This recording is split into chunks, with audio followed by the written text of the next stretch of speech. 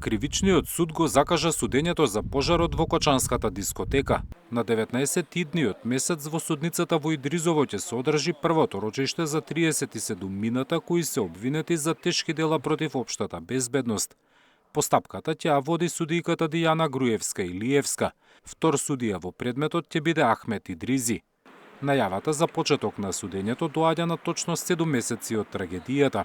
Повеќе од половина од времето беше потрошено да се пронајде суд кој ќе го оцени обвинението и ќе ја води целокупната судска постапка.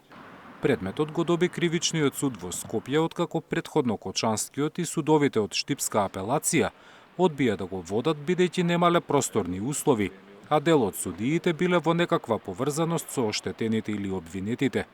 Со изземања се соочуваше и Кривичниот суд. 4 судии се дистанцирале од случајот, бидејќи биле во роднински врски со адвокати или загинати.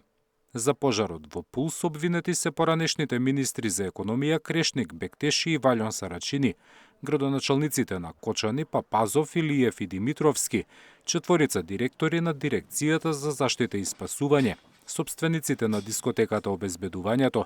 Ќе им се суди за тешки дела против општата безбедност, бидејќи како што тврди обвинителството, сите дале свој придонес за пожарот во кој загинаа 63 лица, а над 200 беа повредени. Во објектот не бил испочитуван ниту еден пропис во однос на квалитетот на вградените материјали, инсталации за заштита од пожари и противпожарни апарати. Поради целосното непочитување на безбедносните правила, преполнетоста на објектот со посетители, настанало масовно туркање и паѓање на посетителите во ходникот, со што напуштањето на објектот било целосно попречено и биле предизвикани тешките последици.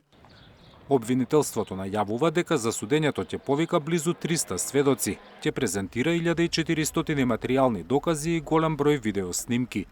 Родителите на трагично загинатите во пожарот преку соопштение побараа фер, транспарентен и непристрасен процес. До стартот на судењето ќе ги прекинат секојдневните блокади во Кочани.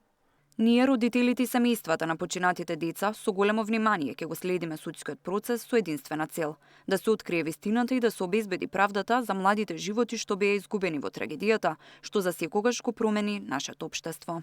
Од судот соопштуваат дека по стартот на судењето на 19 ноември закажани се уште 5 рочишта за до средината на декември. За пожарот се води истрага и против 29 полициски службеници, а тој случај е во рацете на обвинителството за гонење на организиран криминал и корупција. Зоран Јаневски, Сител телевизија.